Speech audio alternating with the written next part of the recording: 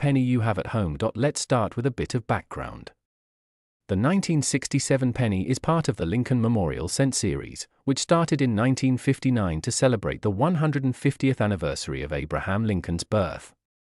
On the front side, or obverse, you have the familiar profile of President Lincoln, designed by Victor David Brenner, the same design introduced way back in 1909. On the reverse, you have the Lincoln Memorial, designed by Frank Gasparro. It's a classic, instantly recognizable design that was in circulation for decades. Now here's where 1967 gets interesting. This was during a time when the United States Mint was dealing with a national coin shortage, and in an effort to increase production, the Mint made a few unusual decisions. First, they produced pennies in huge quantities, over 3 billion in total, at the Philadelphia Mint. But here's the detail that stands out: there are no mint marks on the 1967 penny.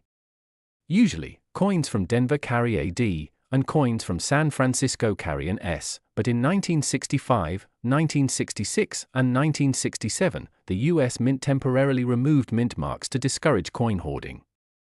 So every single 1967 penny you see, regardless of where it was struck, will not have a mint mark. Most of these coins are made from a composition of 95% copper and 5% zinc, which means they have a reddish-brown or chocolate-brown tone that can darken over time.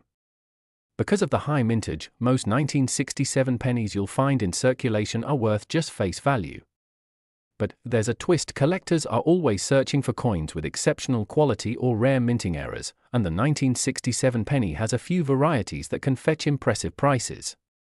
Some coins from that year have double die obverses or reverses, where the lettering or Lincoln's profile shows a clear doubling effect due to a misalignment during the die creation process.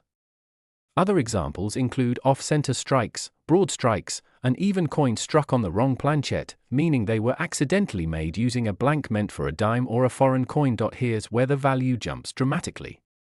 A regular 1967 penny in average circulated condition might be worth only 1 to 3 cents for its copper content, but a gem-quality example graded Mint State 67 red by a professional grading service could sell for over $200. And if you have one with a dramatic minting error, the price can soar into the hundreds or even thousands depending on rarity and demand. For example, one high-grade 1967 penny in pristine red condition sold at auction for over $4,000, all because of its nearly flawless strike and brilliant color. Collectors will pay a premium for coins that look almost exactly as they did when they left the mint nearly 60 years ago. So how can you tell if you have a valuable one? First, check the condition. Look for a bright original red color, minimal scratches, and sharp details in Lincoln's hair and coat. Second, inspect it under magnification for any signs of doubling in the lettering, date, or memorial lines. And third, look at the edges and shape. An off-center strike will be obvious, and if it's struck on the wrong size planchet, the coin will feel lighter or heavier than normal. Now let's talk about today's market.